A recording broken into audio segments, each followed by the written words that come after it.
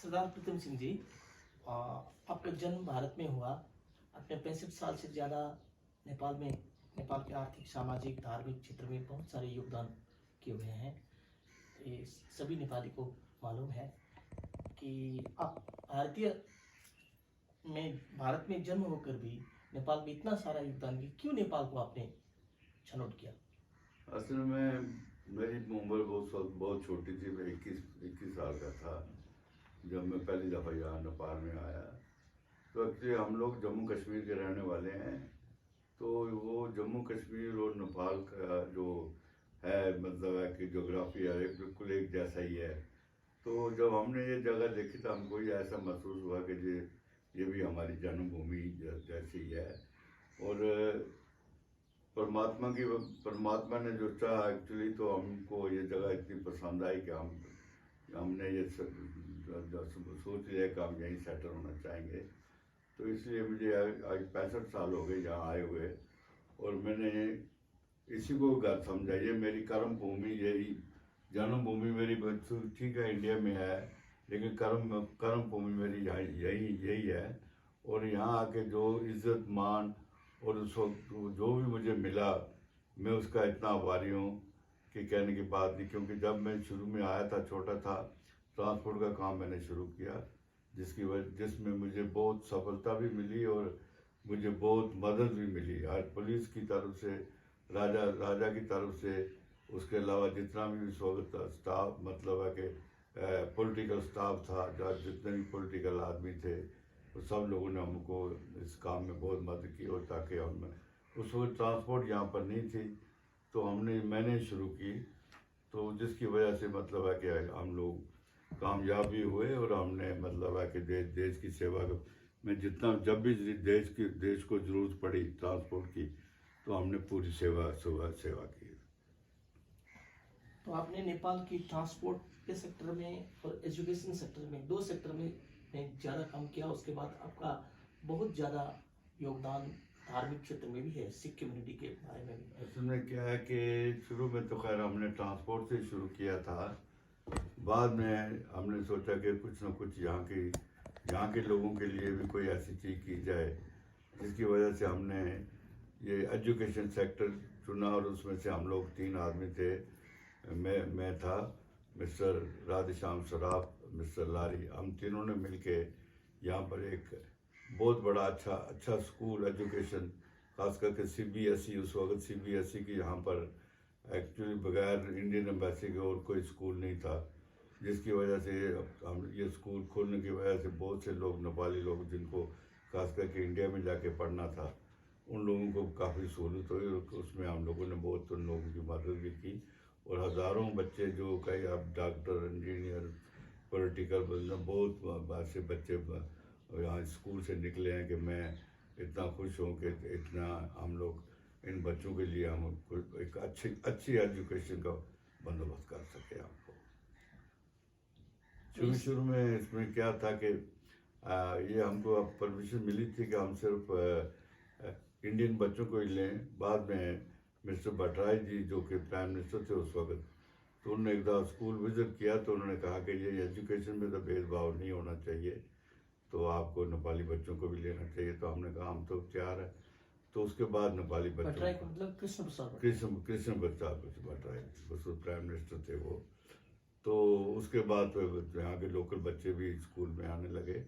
और आज इतने सालों से हमने जितनी हो सकी हम बच्चों के लिए बहुत बच्चों को मुफ्त भी पढ़ाया, बहुत बच्चों की सेवा की। जैसे जिसको ज़रूरत पड़ी ऐसा हम लोगों ने किया। और स्कूल अभी तक इतनी अच्छी तरह से चल रहा है, और क्वालिटी एजुकेशन हम लोग देने की कोशिश कर रहे हैं, ताकि यहाँ के बच्चे जो हैं एक क्वालिटी एजुकेशन लेके बाहर जाके अपना कारोबार कर सकें। और आपका बड़ा योगदान रिलीजियस सेक्टर में भी है, खास करके सिख कम्युनिटी के बारे में है। और सिख कम्युनिटी के गुरुद्वारे आपने किस जगह में आपने गुरुद्वारे? बीइंग ए सिख, हम लोगों को एक्चुअली क्या कि हमारे मैं जब आया था, तो उसके बाद मेरे पेरेंट्स भी यहाँ पर आए थे। तो मेरे पेरेंट्स भी बहुत रिलीजियस माइंडेड थे, तो उनकी वजह से, और मैं खुद भी काफ़ी शुरू से रिलीजियस माइंडेड रहा। तो हमने सबसे पहले अमलेगंज अमलेगंज में हमने जो हमारा ऑफिस था वहाँ हमने गुरुद्वारा बनाया अमृतगंज जी, में। जी, उसके बाद क्या हुआ कि अब हमको वहाँ से शिफ्ट होना पड़ा तो बीरगंज। तो पहले बीरगंज और अमलेगंज में रोड नहीं थी। जी, बाद में ये फिर रोड जब बनी तो हम लोग शिफ्ट हुए बीरगंज में। जी। तो जहाँ पर मेरी अपनी जगह थी, मेरा ऑफिस था, उसी के बीच में मैंने वहाँ बीरगंज। पहला गुरुद्वारा, हाँ, जी, पहला गुरुद्वारा जो बीरगंज में हमने बनवाया। उसके बाद हमारे ये जब ये पोखरा रोड बनना शुरू हुई तो हम लोग बुटवल की तरफ, पोखरा रोड का मतलब काठमांडू पोखरा रोड। नो ये अपना बुटवल बुटवल पोखरा। बुटवल पोखरा अच्छा। बुटवल पोखरा जब ये रोड बननी शुरू तो उसके साथ जितने भी मतलब कंस्ट्रक्शन की जितनी सप्लाई आयरन हुआ या सीमेंट हुआ या जो भी सप्लाई थी, कंस्ट्रक्शन मटेरियल सारा तकरीबन हम लोगों ने उसका वो किया। तो उसकी वजह से फिर वो दूसरा गुरुद्वारा जो बुटवल में हमने वहाँ पर बनाया। उसके बाद फिर हम लोग जब नेपालगंज में हम लोगों ने कुछ काम लिया था और पहली गाड़ी जो बस सर्विस नेपालगंज में शुरू की थी, वहाँ भी सब लोगों ने मिलके, वहाँ के लोकल भी लोग थे और हमने सब ने मिलके वहाँ पर वो जगह खरीद के वहाँ भी मतलब सारे लोगों ने गुरुद्वारा, उसमें मेरा भी योगदान है लेकिन ज़्यादा वहाँ के लोकल आदमी का भी उनका भी योगदान है। उसके बाद फिर हम धनगढ़ी जब शुरू में हम गए तो वहाँ तो रोड नहीं थी। तो मैं इंडिया से बैलगाड़ी में धनगढ़ी गया था और बैलगाड़ी चलती होती पहले, हाँ, बैलगाड़ी चलती थी। बैलगाड़ी से गए जाके तो शुरू में थोड़ा वहाँ से धनगढ़ी से चिसा पानी मतलब 20-25 किलोमीटर सारा जगह है, इतनी रोड बनी हुई थी। तो वहाँ पर पहली बस हमने वहाँ शुरू की। तो फिर वहाँ पर मेरे छोटा ब्रदर वो सुरजीत सिंह वहाँ थे, तो उन्होंने फिर वो वहाँ पर गुरुद्वारा जो है उन्होंने वहाँ पर जगह धनगढ़ी का गुरुद्वारा बनाया था। हाँ, धनगढ़ी का गुरुद्वारा बना।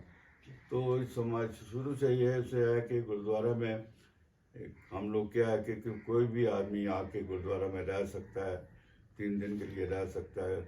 उसका खाना पीना सारा उसका हम लोग बंदोबस्त करते हैं।